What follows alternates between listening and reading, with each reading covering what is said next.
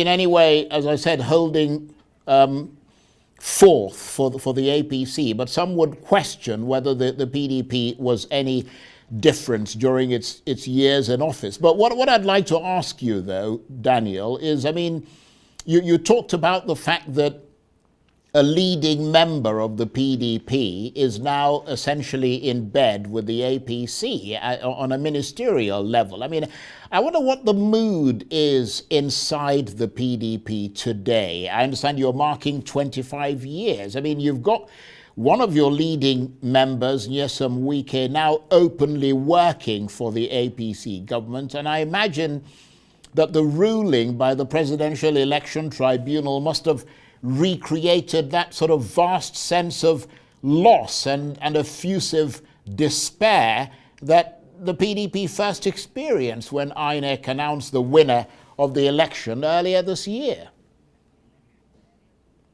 No, the judgment of the court has even created more questions than answers. For example, after the judgment, now the natives of the FCT are planning to approach the court. Since the court of law, the election petition court, said Abuja is just like every other state, the native now say, okay, we want to approach the court and get an order of court mandating federal government to let us have our governor and 3 senators without prejudice to other peculiarities that is associated with state. And they are now saying they are even going to seek for an order restraining the FCT minister from parading himself as FCT minister pending the determination of the suit. There are so many other areas that this judgment has created. So now you need virtually on every part of the Constitution, you need to go to court to get interpretation, because it seems we're getting into a new legal order in that regard. Now, but the person, if he feels emboldened, for example, by that judgment, one fact I have to make clear is that the party has survived a lot of hurdles, and the party will survive him. And very soon, he's going to be expelled from the party because he has violated the provisions of the party's constitution that will warrant his expulsion. It's just that the party is taking its time and taking it gently.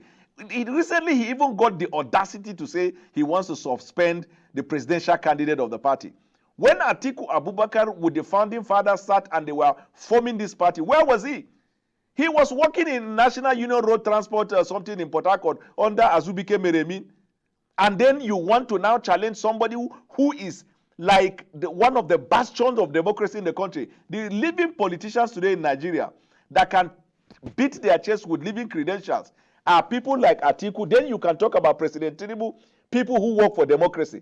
This young man came into government in 1998, became a beneficiary. Everything he has, everything he acquired, and everything he is, it is the party. He owes the party gratitude and not this kind of attitude that he is given. To him, Benjamin Franklin is everything. Or to him, he has the power. Now he's FCT minister. He can exercise this power against the party. One fact is clear.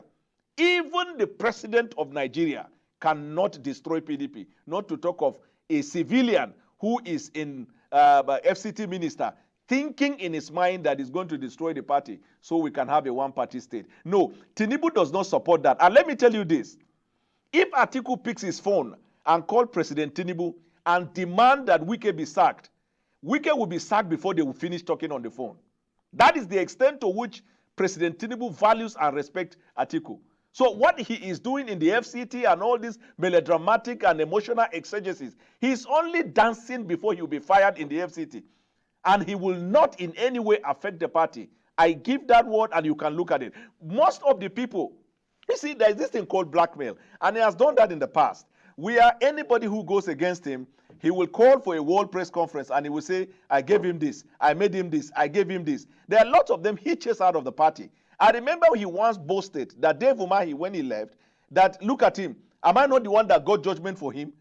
He let him interpret to Nigeria what he meant by I got judgment for him. Yeah, let me come in there because we're fast running out of time.